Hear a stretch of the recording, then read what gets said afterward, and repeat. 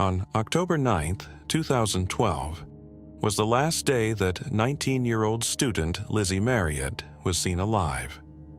After her university classes, she stopped by the home where she was temporarily staying with her relatives, Tony and Becky Hanna, and left a note on the table for them.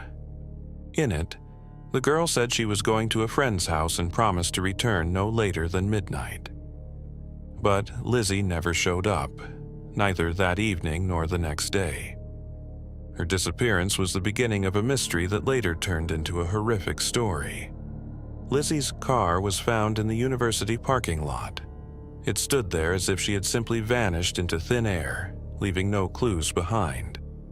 Initially, the police treated this as a routine missing persons case, but the investigation soon took on a sinister tone. Details gradually emerged that indicated Lizzie may have been the victim of a brutal crime. The story of her disappearance became a reminder of how trust and kindness can turn into tragedy. Lizzie was a typical young girl who dreamed of a bright future. She was studying marine biology at the University of New Hampshire, fascinated by marine life and their world. To save on housing, she moved in with her relatives, Tony and Becky Hanna, who took her in like their own daughter. They lived in Chester, a 2-hour drive from Lizzie's family home in Massachusetts.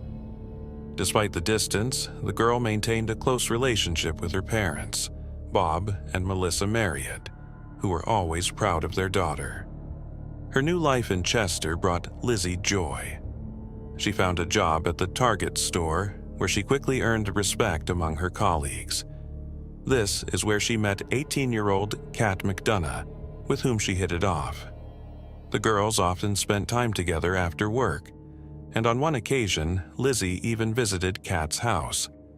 So when Kat invited her over again on October 9th, Lizzie agreed without hesitation. The plan was simple: have lunch, watch a movie, and spend the evening in pleasant company. However, they were joined by another acquaintance, 30-year-old Seth Mazzaglia. Lizzie didn't mind, as Seth seemed like an interesting person. Seth was a graduate of the same university where Lizzie studied, but he specialized in theater arts. In addition, he had a paramedic diploma, a black belt in karate, and even taught martial arts. His personality aroused interest, and Lizzie seemed to be delighted with the new acquaintance. The evening promised to be light and carefree. But by crossing the threshold of the apartment, Lizzie took the last step of her life. She never returned home. When Lizzie didn't show up at the appointed time, Tony and Becky decided to wait until the evening of the next day, assuming she might have stayed overnight at a friend's house. However, with each passing hour, the alarm grew. Lizzie's disappearance did not fit into her usual rhythm of life. She had always been responsible and punctual, so her absence caused panic. A search began, which later turned into one of the highest-profile investigations in the region. This story is not just about a disappearance. It is a reminder of how easily trust can become a weapon against you. Lizzie, who had always believed in the goodness of people, fell victim to those who crossed not only the law, but all moral norms. Her story reminds us, one person's freedom ends where another's safety begins. But for Lizzie, this realization came too late.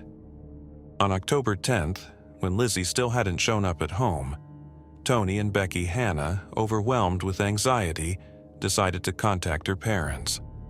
However, Bob and Melissa Marriott also knew nothing about their daughter's whereabouts. Realizing the situation was serious, they immediately set off for Chester, notifying the police about the disappearance along the way. The search resumed with renewed vigor. Lizzie's friends, colleagues from the store, and volunteers who cared about the girl's fate joined in. The police began questioning everyone who might know something about Lizzie. Tony and Becky couldn't say exactly who she had gone to that evening, but friends helped restore her possible contacts.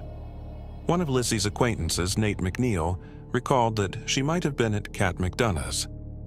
He also said that when he asked Kat about Lizzie, she replied that she hadn't seen her.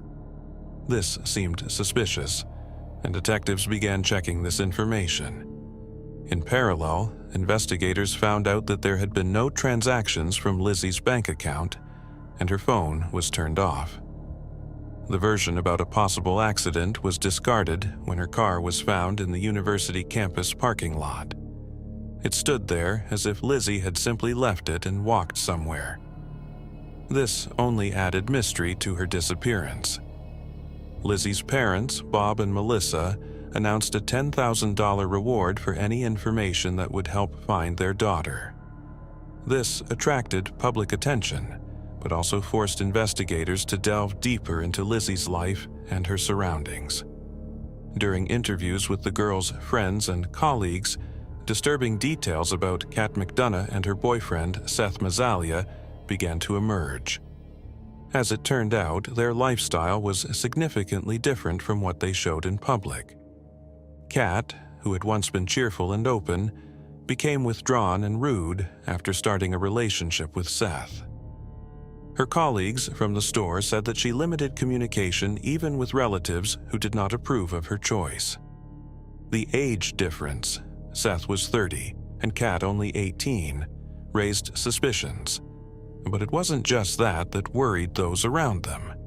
Something about Seth's behavior seemed unhealthy, unnatural.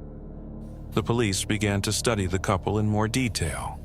It turned out that they met when Kat was only 17, and after she became an adult, they moved in together to Seth's apartment in Dover, New Hampshire. Although there were no clues about Seth or Kat in the police databases, their social media profiles raised questions. In particular, it became clear that their relationship was far from traditional. They practiced unusual forms of interactions that might be related to Lizzie's disappearance. These details became another piece of the puzzle in the complex mosaic of the investigation. The police began to suspect that Lizzie could have been the victim not just of a random crime, but of something much more sinister. The arrest of Seth Mazzalia was only the beginning of revealing the truth that was hiding behind the facade of a young girl's ordinary life, who simply wanted to spend an evening with friends. During the investigation into Lizzie Marriott's disappearance, detectives stumbled upon a shocking find. On one of the sites where users exchanged ads, they discovered a post published under the pseudonym Miss Scarlet.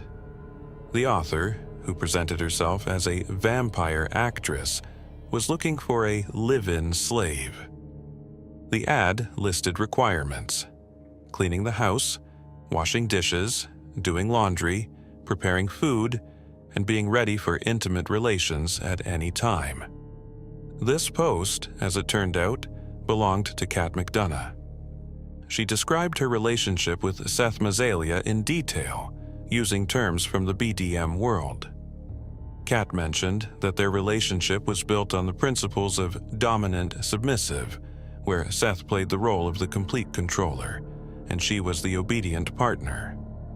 In her ad, Kat added Gothic-style photos that emphasized her vampire image. This information became key for investigators. It became obvious that Kat and Seth's relationship was far from traditional. It was built not on love or mutual respect, but on control, submission, and possibly violence. The police began to suspect that Lizzie could have become a victim of this unusual dynamic. On October 12th, Kat and Seth were called in for questioning. They were interrogated simultaneously but in different rooms, which allowed investigators to compare their testimonies. Kat insisted that she hadn't seen Lizzie on October 9th, and after a few hours of questioning, she refused to give any further explanations at all. Seth, on the other hand, was more talkative. He confessed that Lizzie was indeed at their apartment that evening. At first, everything seemed innocent. They watched a movie, played strip poker, and then engaged in intimate relations as a threesome. According to Seth, no one objected, and everyone agreed to what was happening. During the process, he tied both girls up with ropes, but at some point something went wrong. Lizzie suddenly stopped showing signs of life. Seth claimed it was an accident.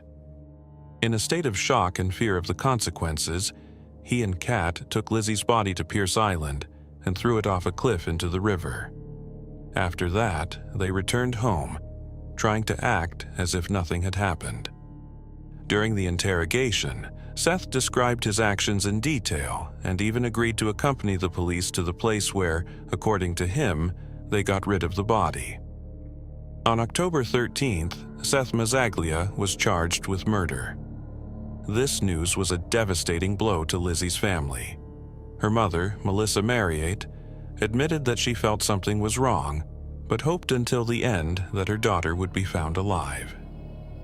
Lizzie's father, Bob Marriott, organized a candlelight memorial service to honor his daughter's memory.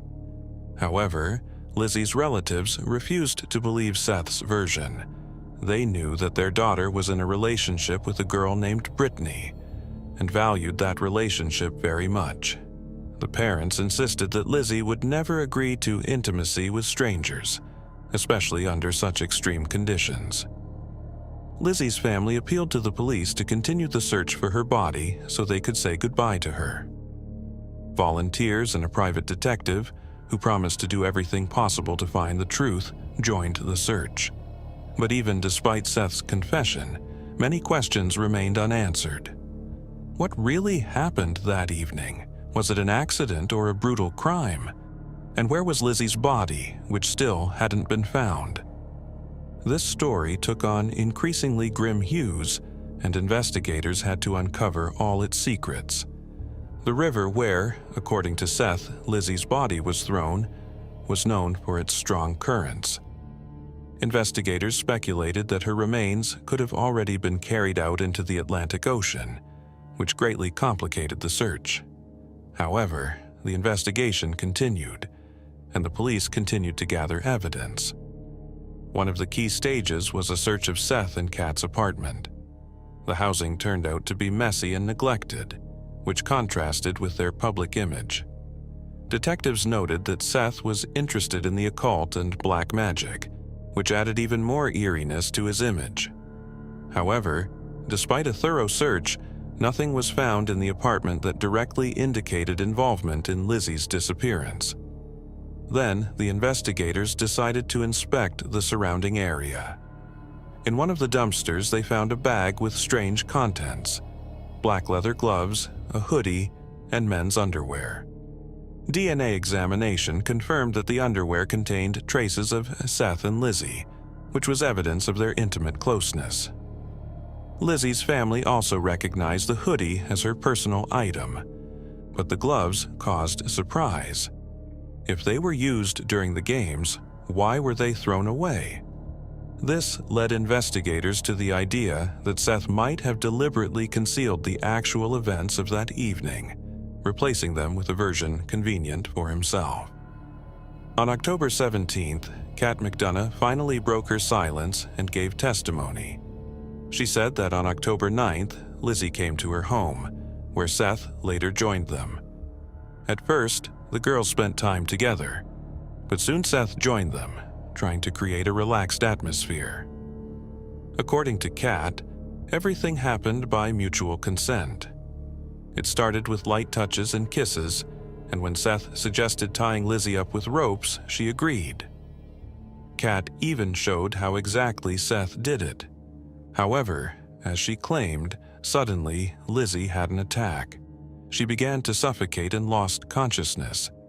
Seth and Kat tried to help her, but Lizzie was no longer breathing. Kat insisted that it was an accident, and no one was to blame for her death. However, her testimony raised doubts among investigators. Soon, a young woman named Catherine Fish contacted the police, introducing herself as Seth's ex-girlfriend. She stated that she had important information about the Lizzie case. Catherine said that she had dated Seth about 10 years ago. At first, he seemed like an attentive and sincere man who gave gifts and showed care. But everything changed when their relationship moved to an intimate level. Catherine discovered that Seth was interested in BDM, and although she was initially curious to try something new, over time his behavior began to frighten her. Seth did not tolerate being contradicted, and once, in a burst of frankness, he shared with Catherine his eerie fantasy about taking someone's life. This testimony was a new twist in the case. Investigators began to delve deeper into Seth's past, looking for evidence of his possible involvement in other crimes. But the main question remained open. What really happened to Lizzie Marriott? Was her death an accident or a brutal crime disguised as games? Lizzie's family continued to insist that their daughter would never have agreed to such extreme actions. They believed that the truth would eventually surface and promised to fight for justice to the end. This moment became a turning point in their relationship. During one argument, Seth grabbed Catherine by the throat and began to strangle her. She begged him to stop, but he didn't listen, only squeezing her neck tighter. This incident finally destroyed her attachment to him. Catherine stayed with Seth only because of financial dependence. They moved to another city where she had no friends or relatives, and Seth completely provided for her. She lived with him, waiting for the right moment to escape. Over time, Seth began to talk about how they needed a third partner for their intimate encounters. He would bring various girls home, but none of them stayed long. Eventually, he began to insist on a permanent partner, and Catherine felt even more intimidated. Despite the fear, Catherine found the strength to escape. She traveled thousands of kilometers to return to her parents. After that, she never saw Seth again, and her testimony only intensified the investigators' suspicions about his involvement in Lizzie's death. In May 2014, Seth Mazzalia stood trial. The prosecution insisted on his guilt not only in premeditated murder, but also in violence. Numerous witnesses testified against him, including Kat McDonough. She was arrested shortly before the trial, charged with obstructing justice and the investigation. After 2 months in prison, Kat had enough time to rethink everything that had happened. Initially, she actively corresponded with Seth, and together they dreamed of escaping to a country where extradition doesn't apply. They planned to get married and raise children. However, these plans fell apart. At the end of 2012, Seth proposed a plan to his cellmate, Ryan Bachman, who was about to be released. Seth gave him access to his money so that he could buy illegal drugs, sell them, and increase the amount in the account. With this money, they planned to buy weapons, 2 cars, explosives, and a boat. But Bachman used the funds at his own discretion, and soon this plan became known to the authorities. After the failure, Seth abandoned his escape attempts and wrote a letter to Kat, hinting at a meeting in the afterlife, as if suggesting she commit suicide. Over time, Kat's fear of Seth began to wane, and in 2014, when the prosecution offered her a deal, she agreed without hesitation. Under the terms of the deal, Kat had to tell the whole truth about the events of the evening of October 9th, and in return, her 20-year sentence was reduced to 3 years. In her testimony, Kat admitted that she was under Seth's complete control, who gradually broke her will and deprived her of independence. A month and a half before the tragedy, Seth had sent her a message demanding she find a third partner as soon as possible, as Kat was going on a 10-day theater tour, and he didn't want to be alone. But Kat was unable to find a suitable girl.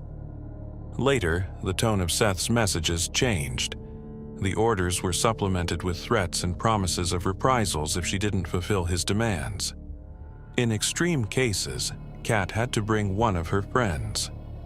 In the end, she invited Lizzie, who agreed, trusting her and not suspecting that there would be more than just the 2 of them at the gathering. Seth had seen photos of Lizzie and was eagerly awaiting the meeting. However, when the evening did not go according to plan, he was consumed with rage and disappointment. Around 9 o'clock in the evening, Lizzie arrived at the apartment, where she was greeted by Kat and Seth. At first, the girls spent time together, but soon Seth joined them, trying to create a relaxed atmosphere. They turned on a movie, and Seth suggested playing strip poker, planning to move on to intimacy. The game was going calmly, but Lizzie gradually lost until she was left in only her underwear. At one point, Seth suggested that she kiss Kat, but Lizzie refused, explaining that she was in a relationship and didn't want to cheat on her girlfriend. Sometime later, Seth made another attempt, suggesting that Lizzie go somewhere private with him, but again, he heard a categorical refusal. Enraged, he went into the room, where he put on black leather gloves and took a rope. Then he imperceptibly returned and stood behind the unsuspecting Lizzie. When he threw the rope around her neck, the girl didn't even have time to scream. Seth strangled her in cold blood, showing no hint of remorse. After the murder, he desecrated her body. All this time, Kat was sitting nearby, gripped by horror and fear that by resisting, she could become the next victim. She claimed that she did not dare to intervene due to the paralyzing fear. Around 1 o'clock in the morning, they wrapped Lizzie's body in a tarp and put it in a suitcase, which they then transferred to her car. They went to the river on Pierce Island, where they descended to the observation deck, took the body out of the suitcase, and threw it off the cliff into the water. After that, they thoroughly cleaned the car and returned it to the campus parking lot, then walked 6 miles home. Kat explained that she was in a state of shock and did not fully realize what was happening, and later she was afraid to testify against Seth. This testimony became decisive in the case. Seth Mazzalia was found guilty of the premeditated murder of Lizzie Marriott by strangulation, as well as violence and criminal conspiracy. The 32-year-old man was sentenced to life in prison without the possibility of parole. Kat McDonough, who was 20 years old at the time, received the promised 3 years in prison and was released in 2016. Since then, nothing has been known about her. She did not appear on social networks under her own name, and it is believed that she returned to her parents. Lizzie's body was never found, and her family was unable to organize a full-fledged funeral. In memory of their daughter, they installed a bench on the shore of the lake in her hometown. Bob and Melissa Marriott consider Kat's sentence too lenient and continue to believe that her guilt in the tragedy is also great. They admit that the killer has been punished, but they do not consider this complete justice.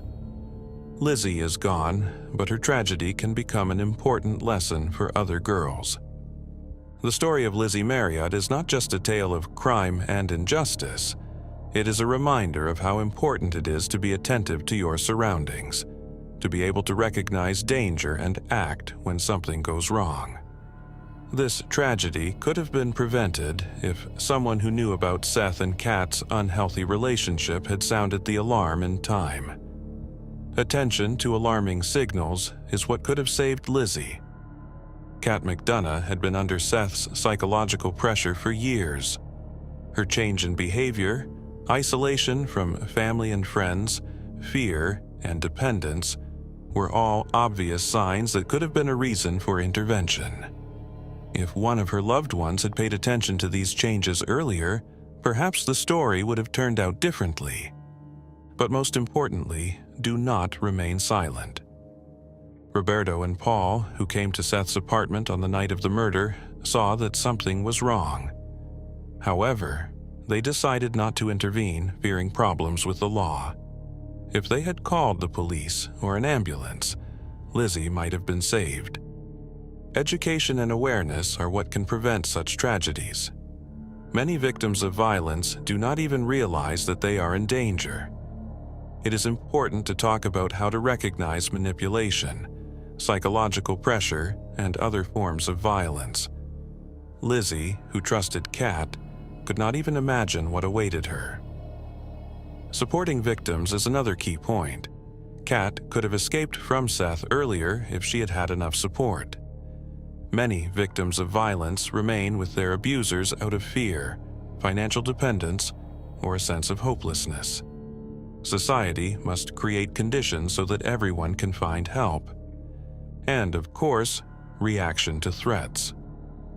When Seth started threatening Kat, she could have turned to law enforcement, but the fear and control he had over her made her helpless. It is important to remember, no one has the right to threaten your life or freedom. Lizzie's tragedy reminds us that freedom and security are not something that is owed.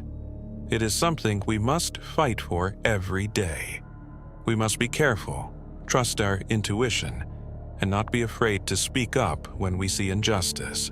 In May 2023, the Spanish police receive an alarming call from a quiet neighborhood in Malaga. In one of the apartments, the body of a young woman with multiple stab wounds is discovered. The suspect in the crime disappears, but after a few hours, he is calmly found in a local cafe, drinking coffee as if nothing had happened. However, this tragedy becomes just the beginning of a chain of events that lead investigators to a 9-year-old case. Behind the wall of one of the apartments is something so shocking that even experienced forensic experts could not believe their eyes. In 2011, Sibòra Gagani lived with her boyfriend Marco in Spain in the Laurel area. At first glance, their life seemed stable. Sibòra got a job as a waitress in a local restaurant, and Marco worked as a cook. They rented a small house, and Sibòra regularly called her mother Elisabetta, assuring her that everything was fine. However, behind this picture of outward well-being, serious problems were hiding, which became more obvious with each passing month. When Elisabetta came to Spain to visit her daughter, she immediately noticed the tense atmosphere in the house. Arguments between Sibòra and Marco occurred even in her presence. Elisabetta saw how her daughter tried to justify his outbursts of jealousy and tension, citing temporary difficulties. However, the mother was sure that it was not only about everyday problems. It was hard to believe that just 2 years ago, Sibòra was a completely different person. Born on September 14, 1991 in Tirana, Albania, from childhood she stood out for her cheerful character. After her parents' divorce, her mother Elisabetta moved with the children to Italy, where they began a new life. In Rome, Sibòra quickly won the affection of those around her. Her nickname, Chibi, given by classmates, emphasized her energy and friendliness. Despite financial difficulties, Sibòra sought to help the family from an early age. She got a job as a waitress in a local restaurant, but did not abandon her dream. Her natural beauty, slender figure, and victories in a regional beauty contest opened the way for her into the world of fashion. However, despite her successes, her main dream remained to work as a teacher because Sibòra sincerely loved children. Changes began when Sibòra turned 18. In one of the cafes, she met Marco, a 30-year-old man whose charm and confidence immediately attracted her. At the time of their acquaintance, Sibòra knew little about him. He was divorced, had a sister, and, as it seemed, wanted to start a new life. However, behind this appearance hid his complicated past. Marco was known for his aggressive character and problems with illegal drugs, which more than once brought him to the attention of the police. Sibòra, enchanted by his charisma, did not pay attention to this. A year into their relationship, Marco suggested that Sibòra move to Spain, claiming that there were not enough job opportunities in Italy. Elisabetta tried to dissuade her daughter, doubting the sincerity of Marco's intentions, but Sibòra insisted. It seemed to her that this step would be the beginning of a new chapter, where she and Marco could build a happy life. In Spain, their first period looked promising. Sibòra quickly found a job as a waitress, and Marco got a job at Pizzillo. They rented a cozy house, and Sibòra told her mother about her plans. However, the stability was short-lived. Marco began to lose one job after another, blaming it on his employers. His irritability and jealousy became more and more noticeable. He increasingly exhibited his aggressive behavior in little things, which gradually grew into serious conflicts. Elisabetta, who came to Spain to personally see how her daughter was living, was shocked by what she saw. Sibòra, who had always been cheerful and confident, now looked depressed. Marco did not hide his irritability even in the presence of her mother. Arguments became louder, and Sibòra, despite obvious problems, continued to defend Marco, assuring that everything would work out. What exactly made Sibòra ignore the alarming signs was a mystery to those close to her. Perhaps she was looking to Marco for the support and stability she lacked in her youth. The family, having moved from Albania to Italy, went through difficult times. Elisabetta worked hard to give her children a chance at a better life. But Sibòra faced the need to take responsibility early on. Perhaps her relationship with Marco was an attempt to fill that void, but instead, it led to even more tension. In July 2014, Sibòra Gagani suddenly disappeared, leaving her family worried. The last time she exchanged a message with Marco, her former partner, was on July 7th, after which her phone was turned off and all social networks froze. This was strange and uncharacteristic behavior for her. Prior to this, Sibòra had told her mother that she had finally broken off her relationship with Marco, moved to a new apartment, and felt free. She even described her feeling as if she were a butterfly that had just emerged from a cocoon. However, her sudden silence alarmed everyone. The situation began to take an even stranger turn when Marco suddenly appeared at her mother's house in Italy. He tried to give the impression of a concerned person, regretting what had happened. Over a cup of coffee, he told Elisabetta that he himself did not understand where Sibòra could have gone. According to him, before her disappearance, they had a fight and she left, leaving all her things behind. Later, he changed his version, claiming that the guard of their residential complex allegedly saw Sibòra leaving with 2 suitcases. These contradictory statements raised doubts and increased anxiety. Elisabetta recalled that a month before, Sibòra had told her about her decision to end this relationship. After 3 years of trying to save it, she moved out from Marco and began to arrange her life anew. Sibòra tried to stay away from her former partner, but apparently this did not stop him. Marco continued to show an active interest in her life. Back in early July, he unexpectedly called Elisabetta, asking if Sibòra had returned to Italy. This question seemed strange, especially against the backdrop of their breakup. Sibòra had repeatedly made attempts to break ties with Marco. In 2013, she even returned home to her mother in Italy, deciding to leave everything behind. Then she admitted that she no longer saw the point in the relationship. However, Marco did not back down. He appeared at their house, assuring Sibòra that he would change and even propose to her. Sibòra, tired of fighting at that time, again succumbed to his promises. But soon everything was repeated. Jealousy, control, and violence again began to destroy her life. Once she confessed to her mother that if she decided to leave for good, she would literally have to disappear. Otherwise, Marco would not leave her alone. In the following months, Sibòra came to Italy more and more often, presumably due to the expiration of her residence permit in Spain. Elisabetta noticed that her daughter looked increasingly frightened, but Sibòra rarely shared details. She only said that she was trying to find a way out of the situation. By June 2014, Sibòra had moved to a new apartment, trying to start from scratch. She told her mother that she was no longer going to return to Marco. For a short period, this gave her a sense of freedom, but anxiety for her safety remained. When Marco claimed that Sibòra had left, leaving all her things behind, her family immediately realized that this was not like her. She would never sever ties with her loved ones, especially with her mother and brothers. Now the family was left in a state of waiting. They hoped that Sibòra had indeed decided to hide in order to finally get rid of Marco's control.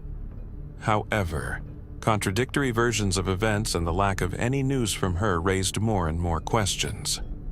In 2015, the investigation into Sibòra Gagani's disappearance still had not yielded results, despite the efforts of her family and the police. Elisabetta, her mother, was the initiator of an official appeal to law enforcement. She insisted that Marco, Sibòra's former partner, could be involved in her disappearance, as he was the last one to see her before she went missing. However, his behavior raised more and more questions. During interrogation, Marco repeated his version. Sibòra had allegedly left the house after a quarrel, taking only a few things with her. However, her personal belongings, including clothes and documents, remained in the house, which seemed strange. Despite his statement, Marco did not report her disappearance to the police. He assured that he tried to find Sibòra on his own, printing ads and hanging them up in the area where they lived. Moreover, he put forward different assumptions about her whereabouts. Either she could have gone to Argentina, or she was seen with an unknown man, with whom there was allegedly a conflict. However, these statements turned out to be contradictory and were not confirmed by facts. Elisabetta, not trusting Marco, made her own efforts to find her daughter. She turned to the media and a special organization that disseminated information about missing persons. Publications with photos of Sibòra and calls for help began to appear in Italian and Spanish news.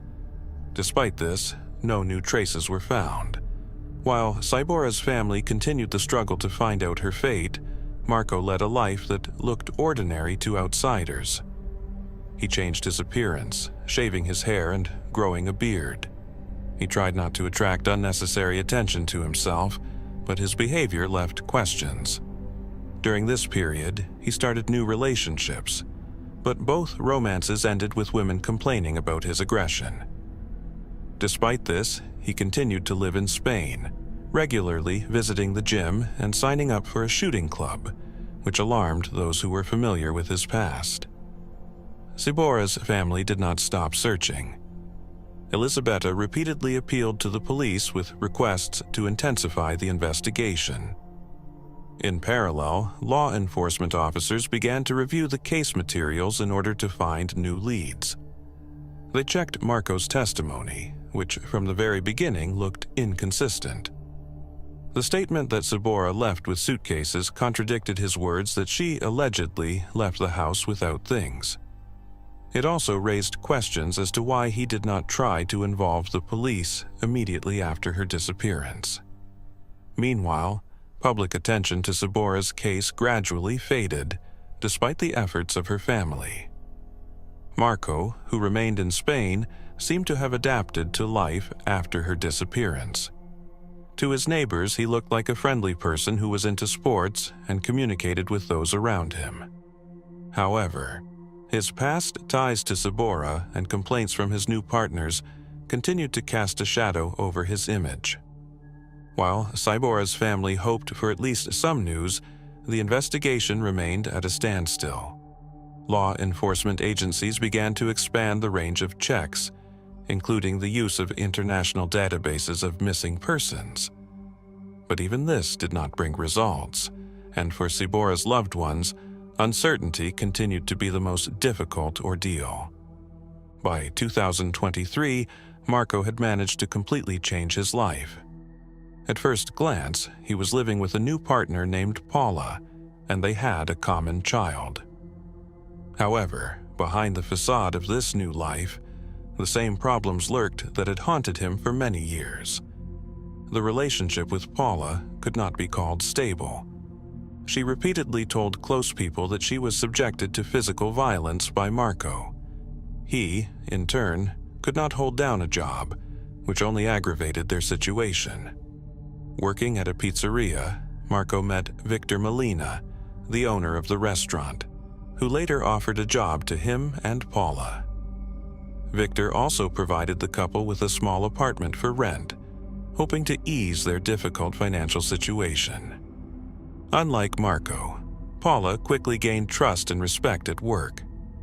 Victor and his sister Victoria, who also worked at the restaurant, became not only her employers, but also her support. Over time, Victoria learned more about the difficulties in Paula and Marco's relationship. After one incident, she began to openly advise Paula to go to the police.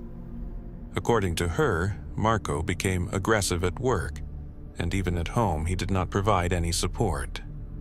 Once, an incident occurred at the restaurant that became the last straw for Victor. The door to the employee's toilet was broken. Victoria learned from Paula that Marco had done it, accusing her of allegedly using this room for meetings with colleagues. After that, Marco was transferred to another place under Victor's supervision.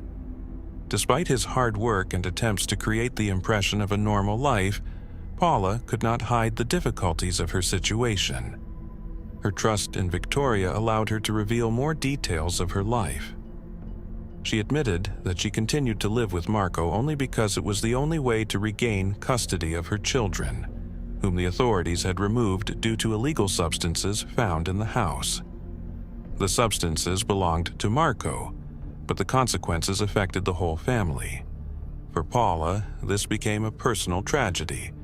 Her main goal was to save enough money to break ties with Marco and restore her rights to the children. Marco's situation, meanwhile, was deteriorating.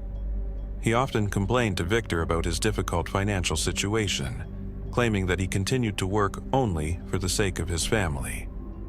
However, neither his actions nor his behavior confirmed this. His aggression at work and inability to get along with colleagues led Victor to seriously doubt the feasibility of further cooperation with him. In parallel, Victoria, seeing how difficult Paula's situation was, continued to persuade her not to tolerate violence. Paula, fearing for her safety, preferred not to go into open conflict. She said that once Marco hit her 4 times and kicked her, but at the same time downplayed the severity of the incident. For Victoria and Victor, this was confirmation that her situation required intervention. On Tuesday, May 16, 2023, Paula spent her day off in a good mood, making plans for the evening. She shared with colleagues her intentions to relax, spend time calmly and usefully. The next day, May 17th, Victoria, her colleague and friend, expected to hear from Paula how her evening had gone. But events began to unfold differently.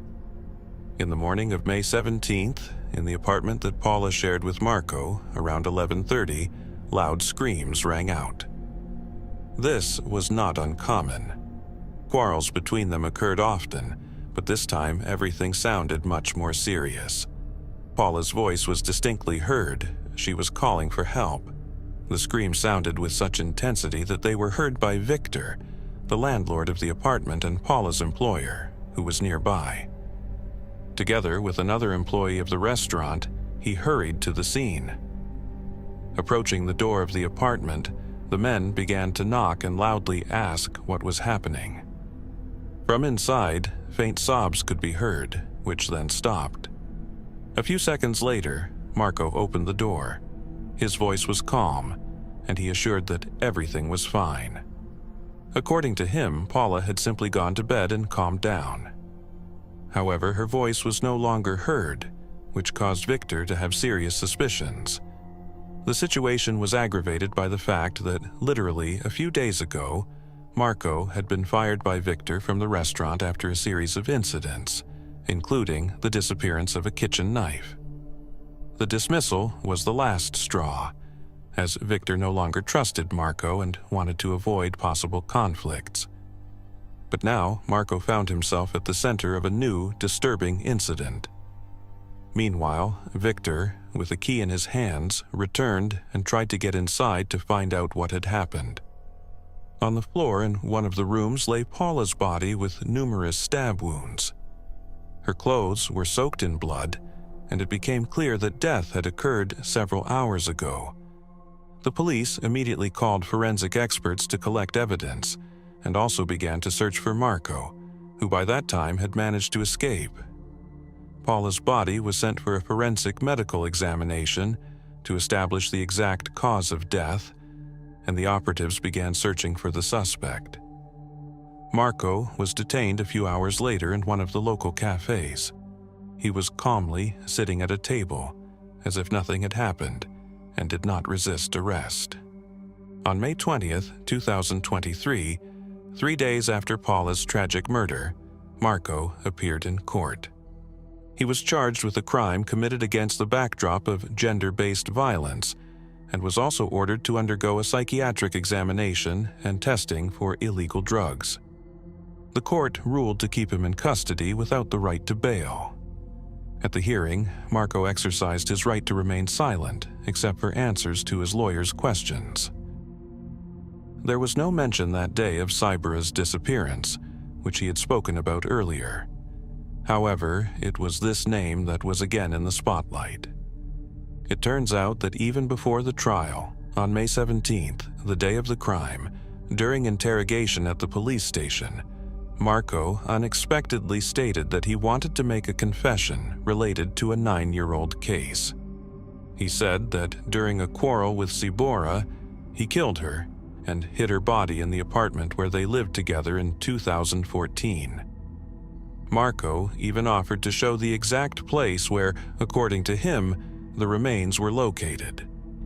Despite his confession, law enforcement officers decided to postpone their verification, focusing on the case of Paula's murder. For Sibòra's mother, Elisabetta, the news of Marco's arrest and his confessions in her daughter's case was a new blow. For 9 years of uncertainty, she lost hope, but continued to wait for news about her daughter. Over these years, her life changed.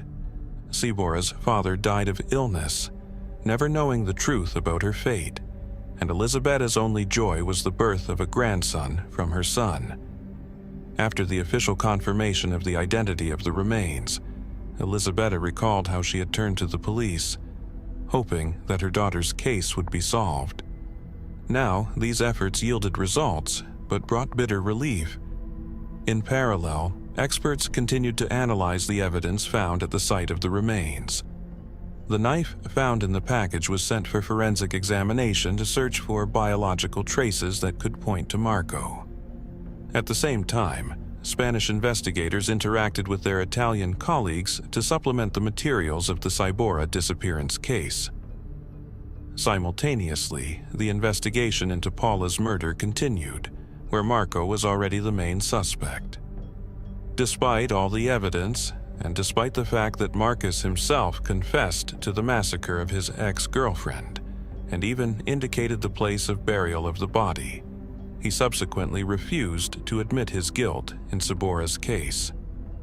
His lawyer insisted that his client's words about the location of the body were made under pressure and could not be used against him. However, the investigators believed that the evidence found in the box, including Sibòra's personal belongings, was sufficient grounds for further charges. In January 2024, several months after the discovery of Sibòra's remains, her family finally got the opportunity to see her off on her final journey. After the completion of forensic examinations, the body was handed over to relatives for burial. The ceremony took place in Italy, where Sibòra's friends and loved ones were able to say goodbye to her. In her memory, balloons with messages were released into the sky, symbolizing hope and farewell. At that time, the main attention was focused on the court proceedings in Marco's case, who was accused of killing Paula. During the hearing on January 30th, 2024, he handed the court a handwritten letter, 17 pages long, in which he admitted his guilt in her death, but with numerous reservations. He claimed that the conflict between them occurred due to accumulated quarrels related to a €50 debt and his infidelity. According to Marco, during the argument he defended himself too strongly, which led to the tragedy. However, the investigation found that the wounds on Paula's body were on her back, which cast doubt on his words about self-defense. Despite the confession, Marco did not wish to speak in detail about Sibòra's case. He only confirmed that he wrapped her body in bags, hid it in a wooden box, covered it with flowers, sprinkled it with lime, and walled it up. At the same time, he denied his involvement in her death and tried to justify his actions, calling them a consequence of fear of circumstances. During the trial, Marco suddenly changed his testimony regarding Sibòra's death, offering a new version. He claimed that the cause of her death was the Albanian mafia, with which he was allegedly associated due to debts. According to him, he borrowed 25,000 euros to open a brothel, but the money was stolen. When he could not return the debt, 4 men came to his house, one of whom killed Sibòra during an argument. Marco claimed that under the threat of his life, he was forced to get rid of the body in order to avoid further consequences. This version raised doubts among the investigators, since Marco had already changed his testimony before. During the investigation, it turned out that he used lies to confuse the investigators, starting from the moment of his arrest in May 2023 after Paula's murder. His claims about the mafia were also not confirmed. None of the collected evidence. The cause of Sibòra's death was established after the autopsy. Numerous stab wounds, which, despite the condition of the body, clearly indicated the violent nature of the crime. Sibòra's family received confirmation of her death years after she was declared missing.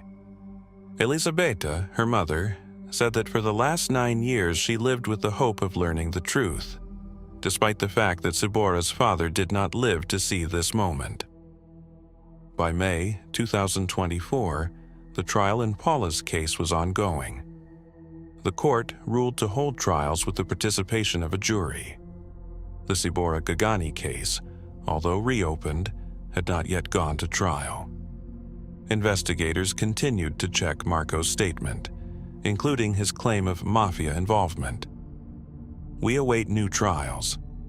The story of Sibòra Gagani and Paula underscores how destructive relationships built on violence and manipulation can lead to tragic consequences. Sibòra, who dreamed of the future, and Paula, who tried to regain control of her life, both fell victim to the same person. Their fates show how important it is to recognize the signs of violence in a timely manner and intervene to prevent new tragedies. The stories of Sibòra Gagani and Paula make us think about how the system fails time and time again when it comes to protecting women from domestic violence. After all the signs were there on the surface: threats, Marco's aggressive behavior, the desperate attempts of the victims to find help. But no one could or wanted to hear them. Now, let's take a deeper look at this problem. The scariest thing is that similar stories continue to repeat themselves. Abusers remain at large, and their victims are left alone with their fear. Paula couldn't leave Marco, afraid of losing her children, and instead of protecting the family from the aggressor, the Child Protection Services deprived the mother of her rights because of the drugs that belonged to Marco himself. Sibòra tried to escape, even returning to Italy, but the system did not provide her with adequate protection, and she found herself trapped again. When we analyze this case, it becomes evident how deeply rooted the problems are in the system of protecting victims of domestic violence. Marco had a long history of aggressive behavior, problems with the law, and complaints from previous partners. But somehow, this information did not become a reason for serious intervention by law enforcement. He freely moved between countries, changed jobs, started new relationships, and no one tracked his behavior. It is especially shocking that even after Sibòra's disappearance in 2014, when her mother raised the alarm and pointed to Marco's suspicious behavior, the investigation was conducted formally. No one paid proper attention to Marco's contradictory testimony about how Sibòra allegedly left home. He first said that she left all her things, then claimed that he saw her with suitcases. And these obvious discrepancies somehow did not become a reason for a more thorough check. The social protection system also proved to be ineffective. Paula actually became a hostage of the situation. Without financial support, without a real opportunity to protect herself and her children, without hope that the state would take her side. She tried to save money to break out of the toxic relationship, but time was against her. And her work colleagues, who saw the bruises and heard her screams, could only offer moral support. It is also worth paying attention to how the police worked. When neighbors heard Paula's cries for help, and Victor came to check the situation, Marco simply said that everything was fine, and that turned out to be enough. No one insisted on seeing Paula herself, making sure she was safe. And a few hours later, it was too late. Now, looking back, we see how much could have been done differently. Create a unified database of individuals prone to domestic violence, with the ability to exchange information between countries. Provide real protection for those who dare to report violence, from emergency financial assistance to safe housing. Change the approach of law enforcement to checking reports of domestic violence. Make it more serious and systematic. It is also necessary to talk about psychological assistance, both for victims and their children. After all, women often return to abusers precisely because of a lack of support, because of the fear of being left alone, because of economic dependence, and children who witness violence need special attention and care so that this traumatic experience does not ruin their future. Sibòra and Paula could have lived if society had not turned a blind eye to domestic violence, if law enforcement took reports of threats more seriously, if the state had created real protection mechanisms for those who dared to break out of toxic relationships, if neighbors, colleagues, casual witnesses were not afraid to intervene when they see signs of abuse. Unfortunately, we cannot bring Sibòra and Paula back, but we can and must do everything to ensure that such tragedies do not happen again. If you witness domestic violence, do not be silent. One phone call can save someone's life. If you know someone who is suffering from violence, offer help, support, information about organizations that can protect them. Imagine for a moment your daughter, sister, or beloved, young, cheerful, full of dreams and hopes. She is about to become a mother, preparing the baby's room, choosing a name for the little one, and then one evening she goes to a meeting and never returns. The phone does not answer. Her things are left at home. Her stomach is in the 9th month. There are only days left until the birth. You start calling all your acquaintances, looking for her in hospitals, contacting the police. And at night you receive a strange message from her number, that she went to have fun in another city, without things, without money, without documents, in the last month of pregnancy. And then a cold horror pierces your whole body. You realize that someone else wrote this message. Someone who took away the most precious thing from you. Someone who made it so that neither your child nor her unborn baby will ever see the light of day again. Jennifer Zacconi was a 22-year-old girl, very cheerful and positive. She lived her entire life in the small town of Martelligo, Venice, Italy, with a population of about 20,000 people. As in most such provinces, there were few places for cultural recreation, so you could meet any of your acquaintances in a bar or club. In this case, such a place was located in the city center where Jennifer lived. The girl periodically visited such a club, where she often saw its owner and bartender concurrently. The man's name was Lucio Niero. He almost immediately attracted Jennifer's attention with his charisma and smile.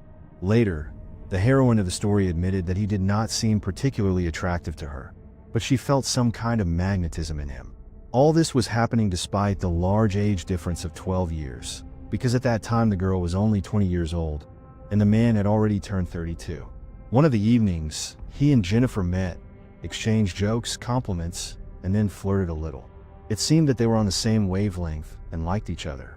There was only one problem by this point.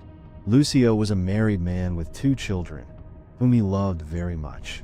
They talked all evening. The man constantly complained about his wife. It seemed as if he could barely restrain his emotions while talking about an unsuccessful marriage. Lucio was extremely dissatisfied with his relationship with his spouse. He even suspected her of cheating. The story sounded very plausible, and most importantly, Jennifer was imbued. Now the naive girl was trapped. She was intrigued, hooked by pleasant communication. Perhaps she was also attracted by Lucio's wealth and maturity. She saw in him a promising partner to start a family. One way or another, after this acquaintance in the bar, they went on a date. Jennifer was sure that the relationship with Lucio was developing. She believed that he was really suffering in marriage, wanted to leave his hated wife for her. All this continued for about a year. Suddenly, Jennifer found out that she was pregnant. During this period, she had no relationship with anyone except Lucio. The girl knew that this child was from her lover. During another date, she told her older boyfriend the happy, as it seemed to her, news. However, contrary to expectations, the man's reaction to this news was directly opposite. He literally flew into a rage and demanded an abortion. Jennifer had not seen him in such a state until this moment and was seriously frightened. Lucio Niera explained that he did not want to have children on the side until he divorced. Finally, Jennifer suspected that he had been deceiving her all this time. It was not difficult to crack Barban. His relationship with his wife was far from as bad as he complained. The man was not going to leave her from the very beginning. He perceived Jennifer as a toy, a mistress, and a way to relax.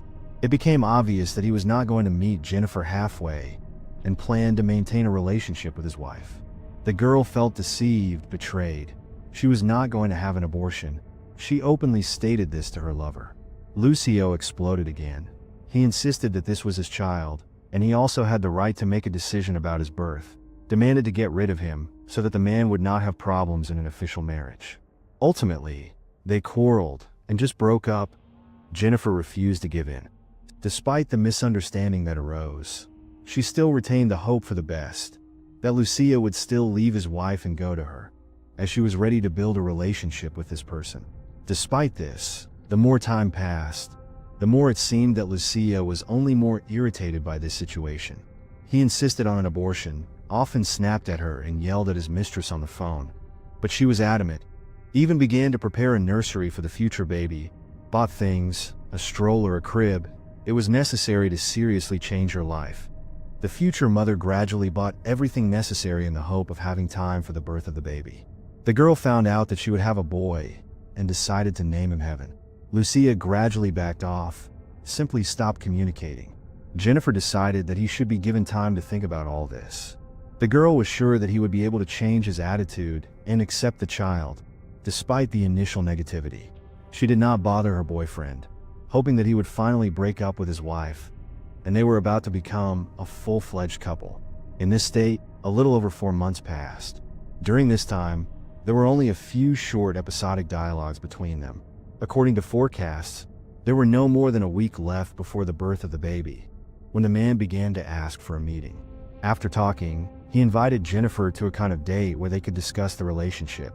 Unlike all other correspondence and dialogues that lasted for almost a year and a half, this time Lucio was calm, even seemed sweet. Jennifer immediately told her mother about all this.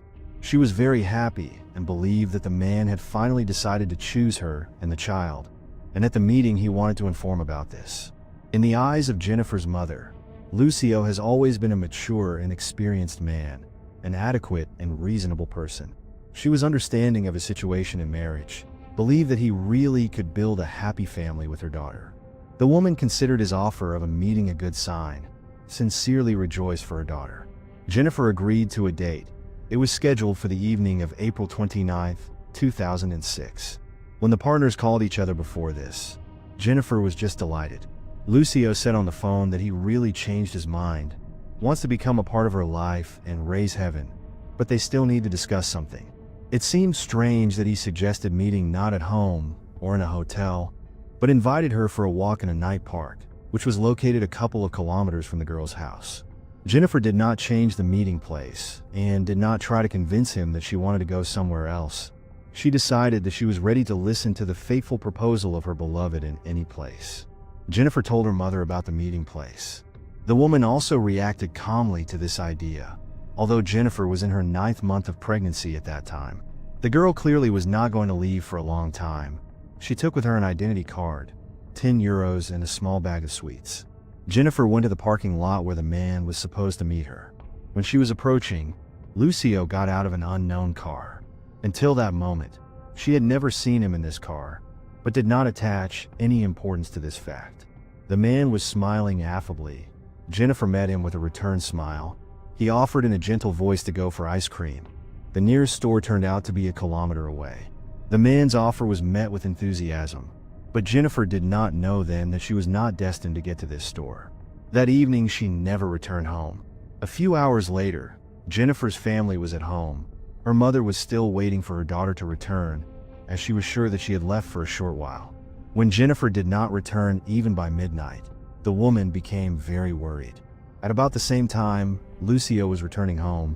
He called the woman and asked if Jennifer had arrived, asked to call her to the phone. The mother replied that her daughter was not there. She should be with him at this time, to which the man answered with fright that they had parted long ago. Lucio allegedly dropped off the story's heroine near a 24-hour store and left.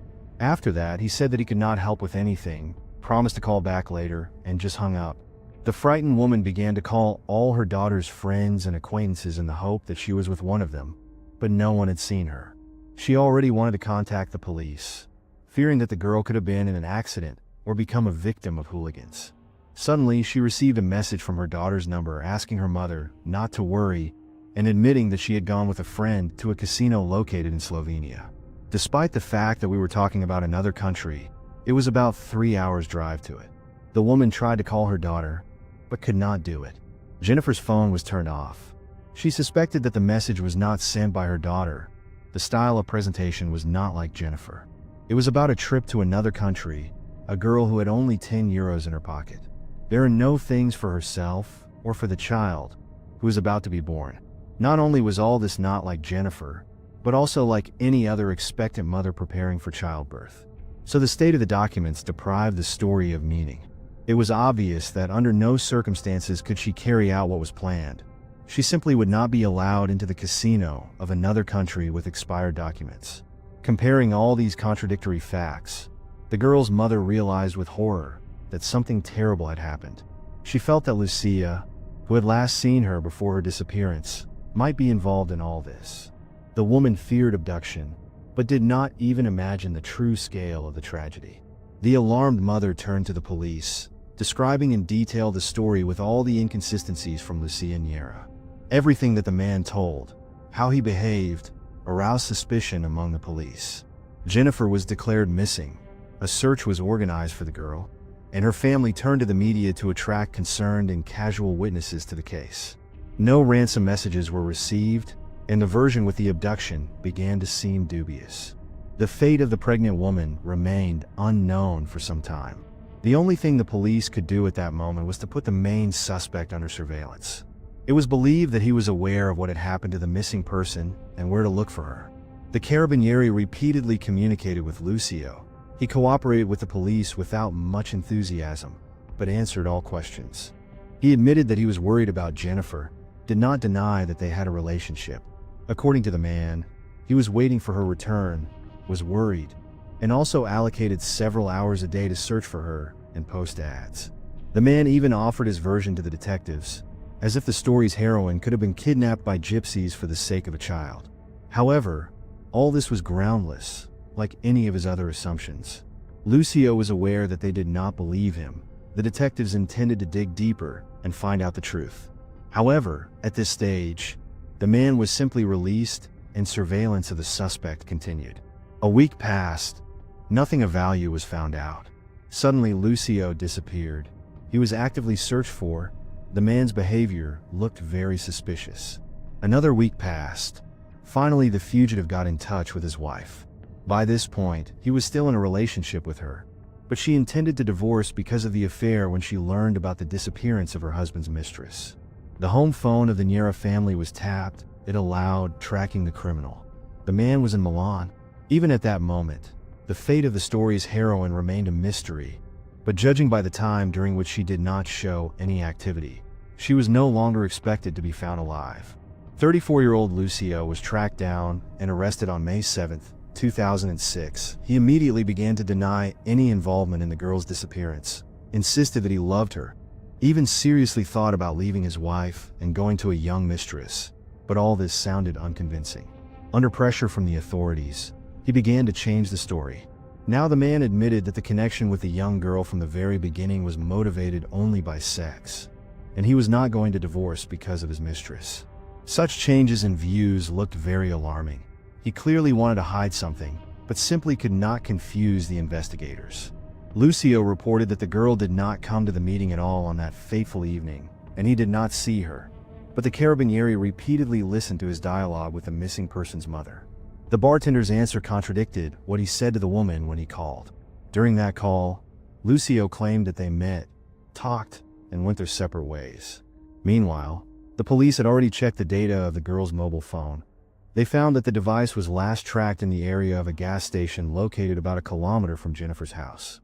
During the inspection of the territory, a rope with traces of blood was found, which looked very suspicious. It was sent to the laboratory for examination, which later confirmed the presence of Jennifer's DNA. Presumably, the rope became the murder weapon. However, the body could not be found. Recordings from the gas station surveillance cameras were requested, which were thoroughly analyzed. They caught frames compromising Lucio. It could be seen there how the man attacked a defenseless girl who tried to escape from him, but could not. But it still remained unclear where the deceased was. This could only be found out after the man confessed. Apparently, he was not going to organize an engagement, leave his wife, abandon his children. All this was used to keep the young mistress close to him for longer.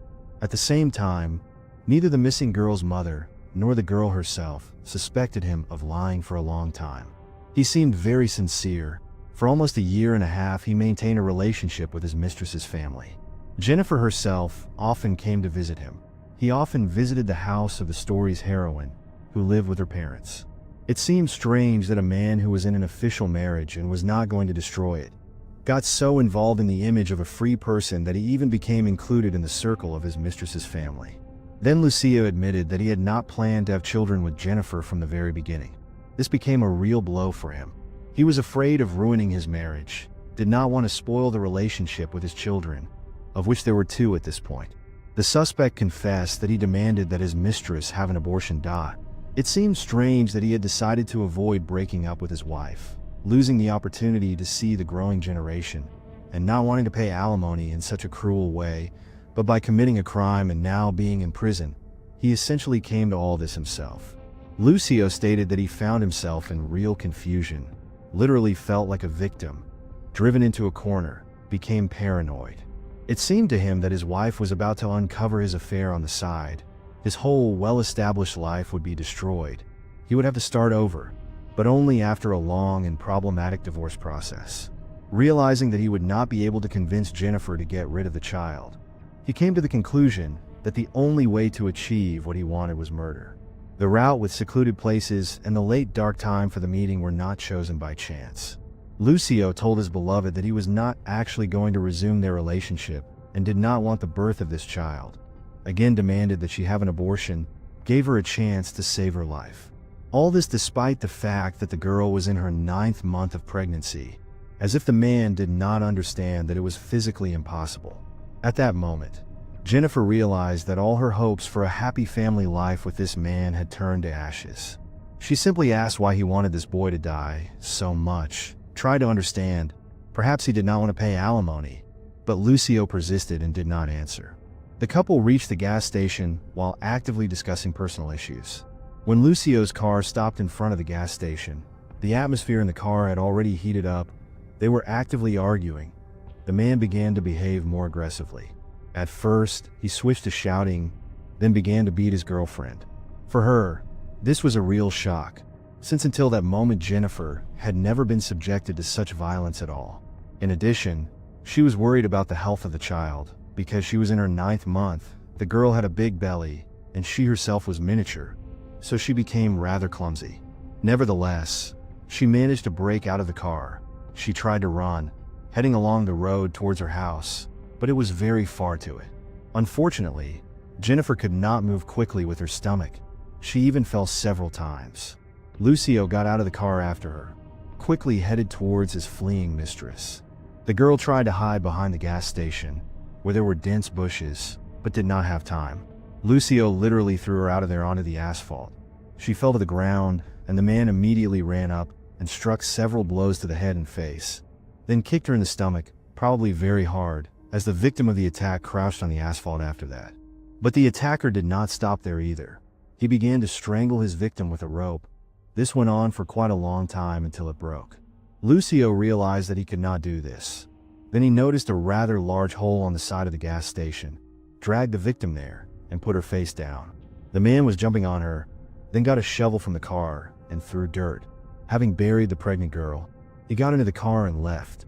Lucio admitted that he then called the murdered woman's mother and lied that they had already parted, and then, for more credibility, began to send a message from her phone number to her mother. The man found all this quite plausible, while it gave a large margin of time to delay the search for the girl, but she suspected something was wrong and turned to the police. After that, Lucio agreed to show the place where he hid the victim's body. Together with the police, he went to the gas station and pointed to an inconspicuous place behind the bushes, where the makeshift grave was located. The body of 22-year-old Jennifer, along with the unborn Heaven, was taken out of the pit and sent for examination. The most horrifying thing for everyone was the conclusion of the forensic expert that the victim did not die from blows. Her death was terrible and painful. When the man threw his pregnant mistress into the pit and began to bury her, she was simply unconscious, but still alive. The real cause of death was suffocation. The earth simply clogged her mouth and airways. The cause of the child's death was also oxygen starvation. Distinct traces of strangulation with a rope that broke remained on the girl's neck. The criminal could no longer stop. He believed that his mistress had died and simply wanted to get rid of the body. Lucia described the execution in detail, insisting that he was in some kind of insane state and did not give an account of his actions. A psychiatric examination carried out later showed that he was sane, but the bartender continued to insist on the version with a state of passion in order to obtain a milder sentence. However, they had already heard so many versions of the story from him that they did not take it on faith. The suspect reached such a level of cruelty that he jumped on the back of his mistress and broke her spine, tore out her hair when she was already in the pit. Surprisingly, according to the forensic expert, even after all these tortures, Jennifer and little Heaven could have survived if they had been provided with emergency assistance. The meaning of the attack also remained unclear. Lucia pursued Jennifer with great enthusiasm when he met her in his bar and dated her for more than a year. The criminal was not stupid, so his desire to get rid of his mistress and child at any cost seemed absurd. He could not but understand that murder would bring even more problems. He himself insisted on his final story, believed that the police would not be able to solve the crime, and he would be able to get out of the water dry. Even despite the fact that he lured the girl to this meeting himself, and all the threads led to him. Jennifer's family was shocked by what happened. They hoped and believed until the last moment in the safe return of the pregnant girl home. The family of Jennifer was also outraged by the complete lack of information in the media about the murder of the unborn child. Jennifer's family seriously feared that Lucia could completely escape punishment for this crime, and that he would be convicted only of the murder of Jennifer, although he also faced a life sentence. Relatives were forced to take extreme measures, so they published photographs of the baby in funeral clothes in the local newspaper. It looked creepy and caused a wave of criticism from the public, but the family insisted that they saw no other way out in order to draw attention to this problem. It was about a child who was about to be born. He was already a fully formed person, which means that for his murder, Lucio should also have been punished. Forensic examinations showed that the baby could have survived if delivered. Despite this, instead of murdering the baby, Lucio was charged with illegal abortion.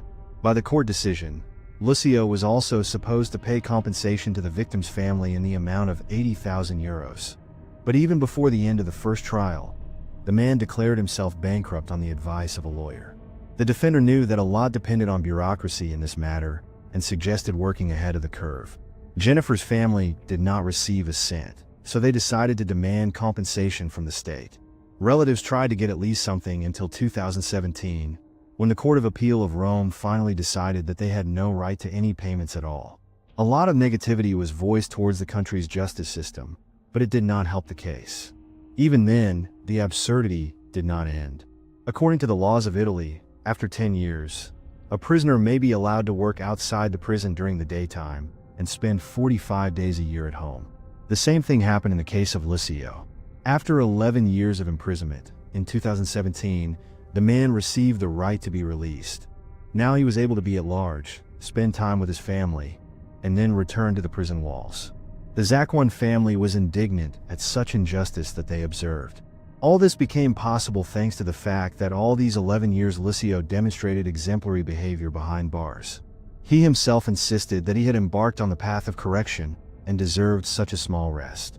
In addition to exemplary behavior, the man had to undergo a special psychiatric examination to confirm that he was safe and could really be released. He passed all these tests without problems, although everyone remembered how he wanted to plead insanity. All this caused a very big negative reaction from the victim's parents. The mother and father considered it inconceivable even for the court to recognize the murder of an unborn child as an abortion. Now they saw with their own eyes how the criminal who had brutally tortured their daughter, buried the pregnant woman alive in the dirt, was at large, walking around and laughing with his relatives.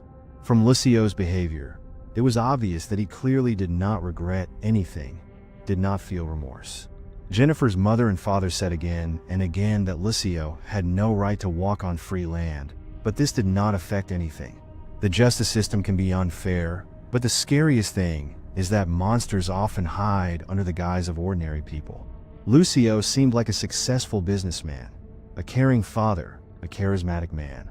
But behind this mask hid a cruel killer who not only took the life of a young girl and her unborn son, but also showed no remorse for his crime.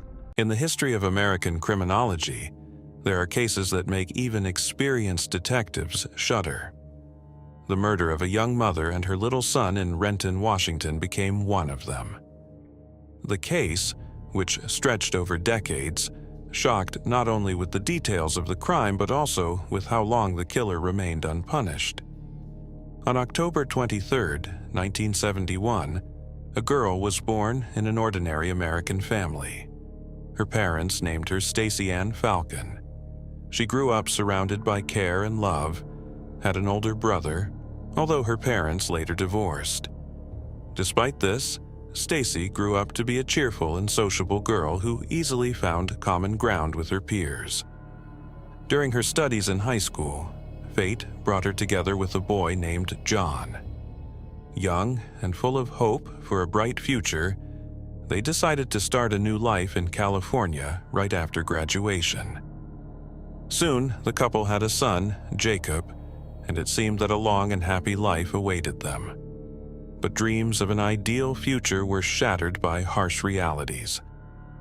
After several years of living in California, the couple decided to return to their native Renton. It was here that their relationship began to rapidly deteriorate, and eventually they broke up. Stacy had to raise her son alone. At her 22 years old, she bravely accepted the challenge of fate. She got a job as a waitress, rented a modest apartment in a residential complex, and did everything possible so that Jacob would not be in need of anything. In the fall of 1994, Stacy was preparing to celebrate her birthday. On October 23rd, she decided to surprise her mother and came to her with her son. Although they lived in the same city, the distance between their homes was considerable, and Stacy's tight work schedule left little time for visits. 4 days later, on her next day off, the young woman decided to celebrate her birthday with friends. She left Jacob with a trusted babysitter and spent the evening visiting several clubs. After midnight, Stacy went to pick up her son. Around 1:30 in the morning, she arrived at the babysitter's house, took Jacob, and they set off for home. No one could have predicted that this trip would be their last. Approximately 2 hours later, a newspaper delivery worker began his morning route in the same area. Driving past a short street that ended in a dead end, he noticed a parked car, and next to it were two motionless bodies, a woman and a small boy. The man immediately dialed 911, and within minutes, police and paramedics arrived at the scene. Experts quickly confirmed the worst fears. Both victims were dead from gunshot wounds. They were Stacy and her little son Jacob. Detectives began a thorough examination of the crime scene and immediately discovered several unusual details. Near the car, they found bullet casings and Stacy's personal belongings, including her cell phone inside the vehicle. But what puzzled investigators the most was that the shoes of both victims were lying several meters from the car. It seemed that the killer had deliberately removed their shoes, but why? Another strange fact was that Stacy's wallet and jewelry remained untouched, which immediately ruled out robbery as a possible motive. At the crime scene, 3 white buttons were also found, which clearly did not belong to Stacy. Investigators speculated that they could have been left by the killer. The car keys were found stuck between the door and the driver's seat. Next to them lay used duct tape, which led detectives to think perhaps the criminal's initial plan was to steal the car, and he planned to leave Stacy and Jacob tied up. Medical experts confirmed that both victims died from gunshot wounds. Numerous defensive wounds were found on Stacy's body, indicating a desperate struggle with the attacker. This version was confirmed by the dirt on her socks and the trampled grass near the car. Investigators speculated that Stacy managed to break free from the attacker and even reach the car, but she did not have time to start it. The criminal pulled out a gun, shot her first, then Jacob, after which he pulled their bodies onto the road. Experts found no signs of sexual assault, which also ruled out this possible motive. Questioning of the local residents also did not yield significant results. Some residents heard a woman scream and gunshots around 2:11 in the morning, but no one called the police. They explained this by the fact that the area was not safe, and the sound of gunshots was not uncommon here. Having excluded robbery and sexual assault as possible motives, the police focused on searching for suspects among Stacy's close circle. Her mother was the first to be questioned. That morning, she was working in a cafe when detectives came to report the terrible news. Her reaction was devastating. The woman ran out of the cafe and ran several blocks before falling to the ground in tears. When the officers managed to calm her down, they began asking about possible enemies of her daughter. From the mother, the detectives learned that Stacy once lived in the same residential complex as the babysitter she entrusted Jacob to that night. But after hearing gunshots nearby one evening, she decided to move. Since then, she lived in another area, but from time to time left her son with the same babysitter she trusted. The mother also said that at the time of her death, Stacy was dating a man named Rich. According to her, their relationship seemed quite normal. Rich got along well with Jacob and spent most of his time in his own apartment. Detectives interrogated Rich, and he said that he had spent the evening in a bar near Stacy's residential complex. Later, when Stacy was still celebrating her birthday with friends, he went to her apartment and fell asleep there because he did not want to drive home after a few drinks. Rich claimed that he woke up early in the morning, and at first did not attach any significance to the absence of Stacy and Jacob. He assumed that they had returned while he was sleeping, and then left without waking him up. Rich denied any involvement in the murders and agreed to take a polygraph test. However, the results turned out to be inconclusive. The operator noted several questionable answers, which did not allow for completely excluding him from the list of suspects. However, there was no direct evidence of his involvement in the crime. Witnesses from the bar confirmed that they saw him there that evening, and investigators could not find any apparent motive for the murder of Stacy or Jacob. Without reliable leads, the detectives decided to dig deeper into Stacy's personal life. They paid attention to her ex-husband, Jacob's father. He said that on the night of the murder, he was drinking with friends, then returned home, played a game of pool with his roommate, and went to bed. His friends confirmed this story, but as with Rich, the results of his polygraph test raised some doubts.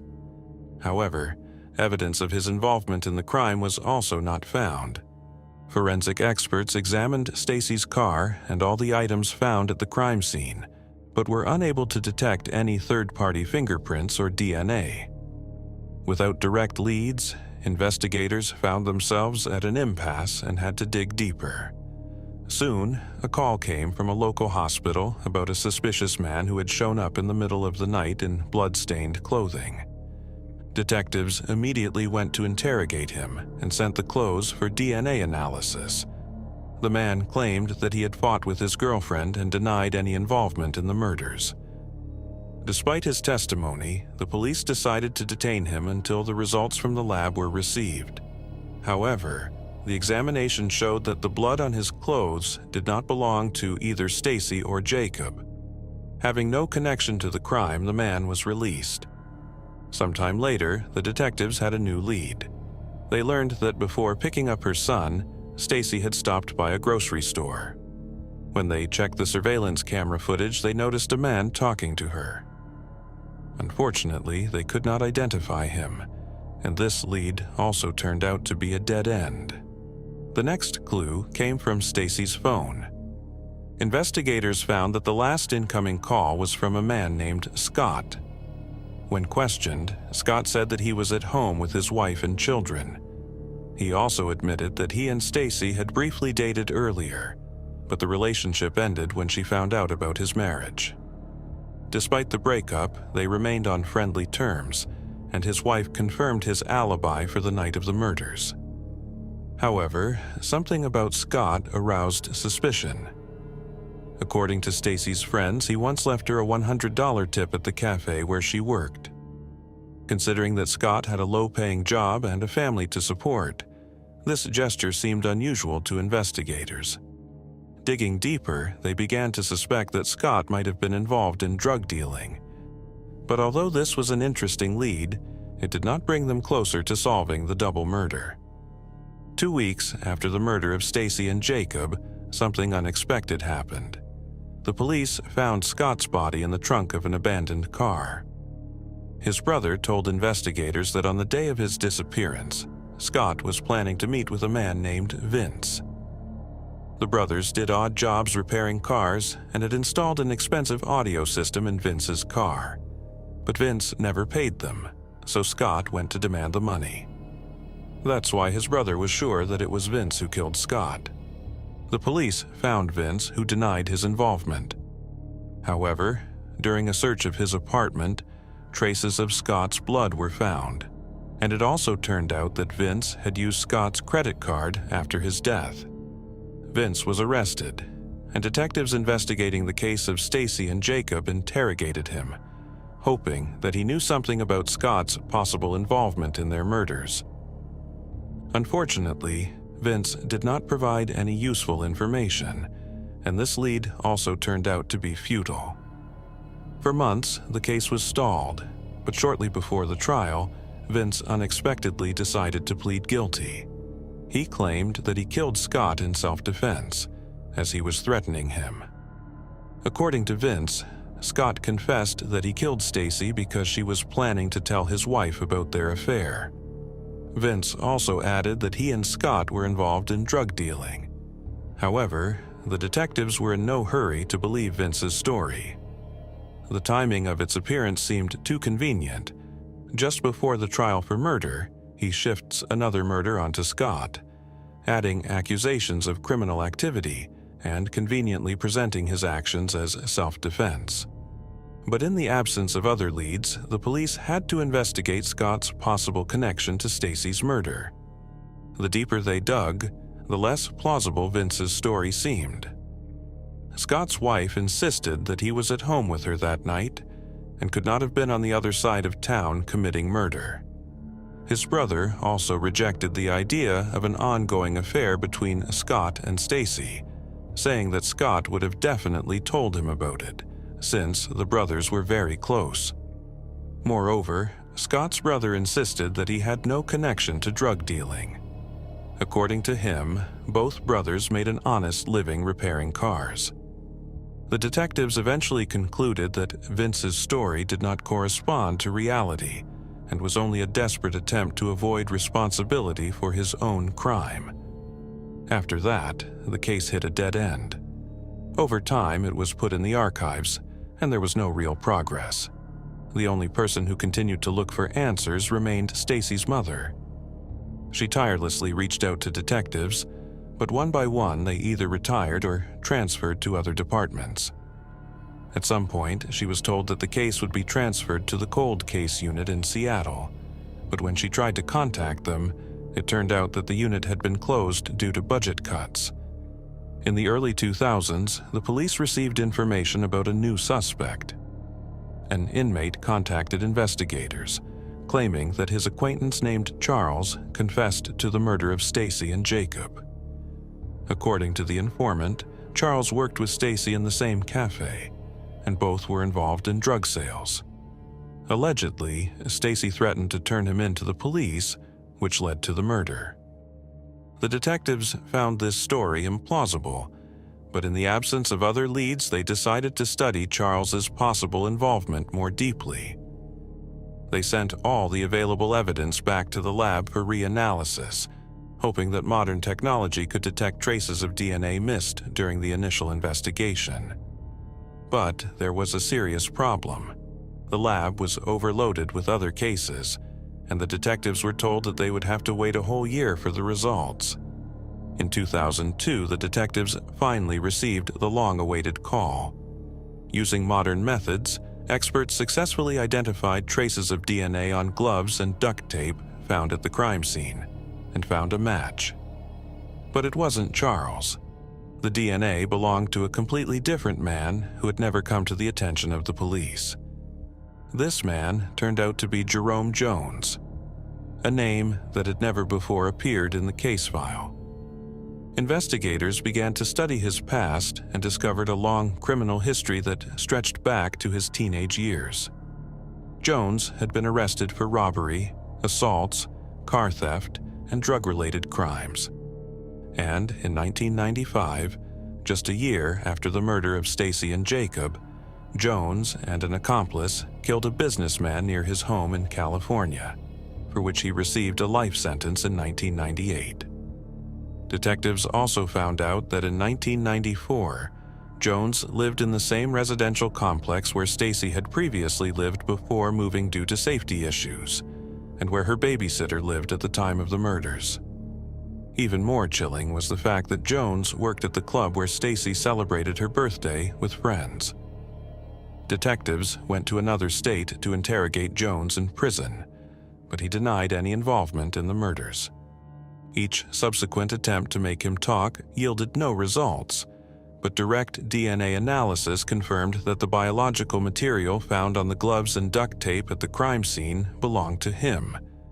However, a serious problem arose. The DNA on the gloves and tape was considered indirect evidence. The detectives understood that this would not be enough for a conviction, so they requested an analysis of biological samples taken from the victims' bodies during the initial investigation, which were stored in a repository. This time, the experts made a breakthrough.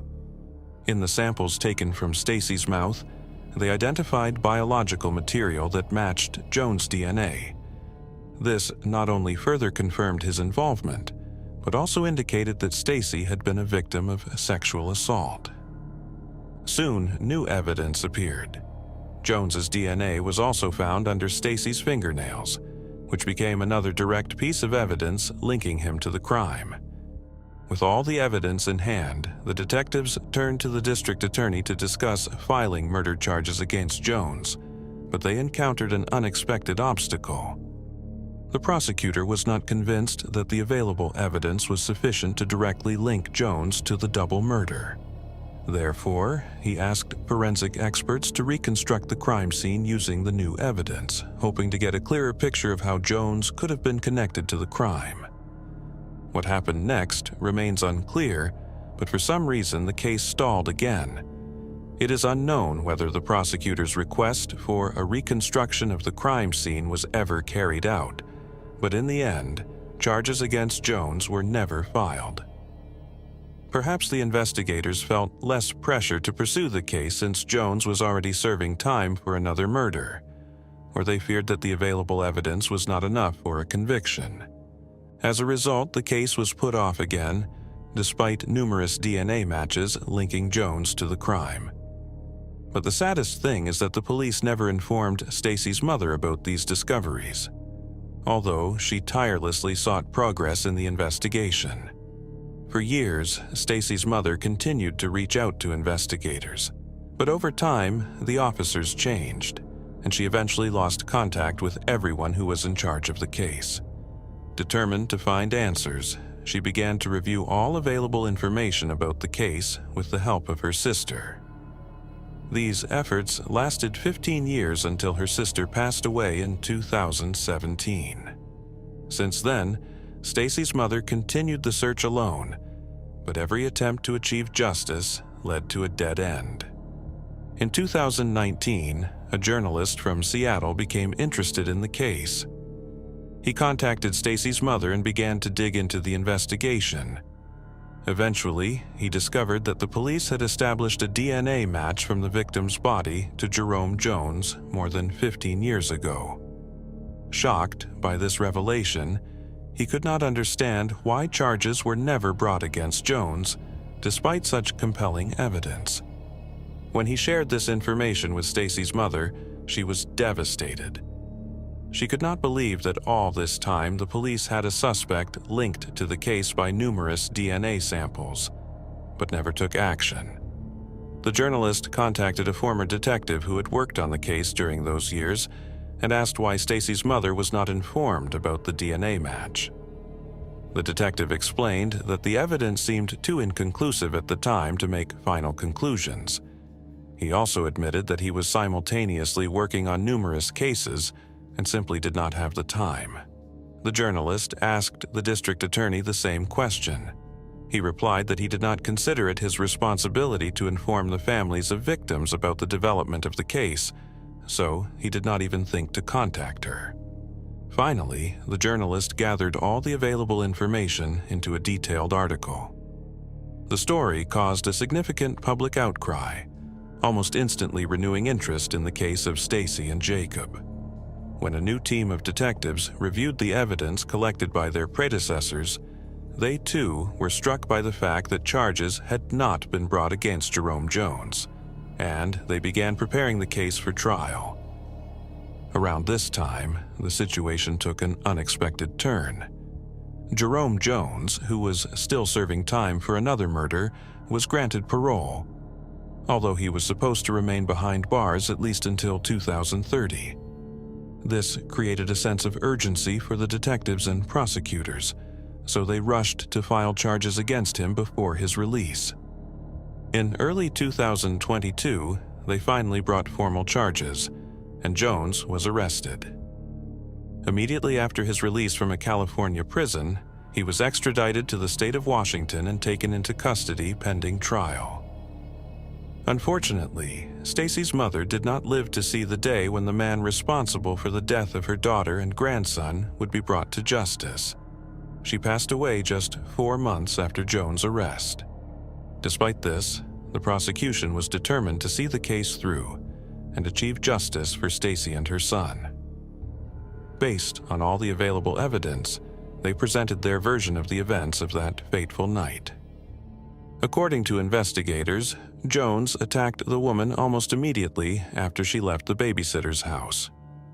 He either forced her to stop by, threatening her with a weapon, or she stopped for some reason, and that's when Jones approached her car.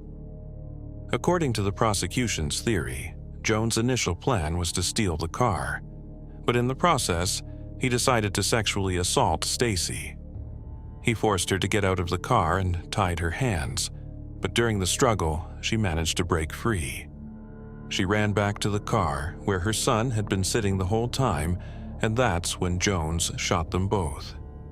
After that, he pulled their bodies onto the road, planning to drive away in the car, but he could not find the keys, They were stuck between the seat and the door. Eventually, he fled the crime scene, leaving behind several DNA samples. During preliminary hearings in May 2023, Jones pleaded not guilty, and the prosecution began preparing for trial. At the moment, the trial has not yet begun, and Jones remains behind bars. But with the available evidence, there is little doubt about his involvement, and if the jury finds him guilty, he faces life imprisonment. So, this case is finally approaching its logical conclusion, although it took 3 decades to get there. The most absurd thing about this story is that Jones could have been charged back in 2002, just 8 years after the murder, but for reasons that still remain unclear, it took a full 20 years to bring charges against him. Although Jones had been in prison the entire time, Stacy's mother remained in the dark for years, suffering from not being able to achieve justice for her daughter and grandson. And now, when Jones can finally be officially convicted of their murders, Stacy's mother will no longer be there to see justice prevail. This tragic story makes us think about many things. First, how important it is to take our own safety seriously, especially when it comes to late-night trips alone with a child. Perhaps if Stacy had asked the babysitter to keep her son until morning, or called a taxi, everything could have turned out differently. Secondly, this case demonstrates how critical timely response from law enforcement is to crimes. The fact that the killer could have been detained back in 2002, but this did not happen due to bureaucracy and negligence, makes us seriously think about reforming the system of investigating especially grave crimes. And most importantly, this story reminds us of the importance of not remaining indifferent. If it were not for the persistence of Stacy's mother and the journalistic investigation, justice may never have been served. Sometimes it is enough for one person to refuse to remain silent in order to move a case from a dead end. If you are interested in similar stories about high-profile criminal cases and their investigations, subscribe to the Detective Brooks Stories channel. We regularly publish new episodes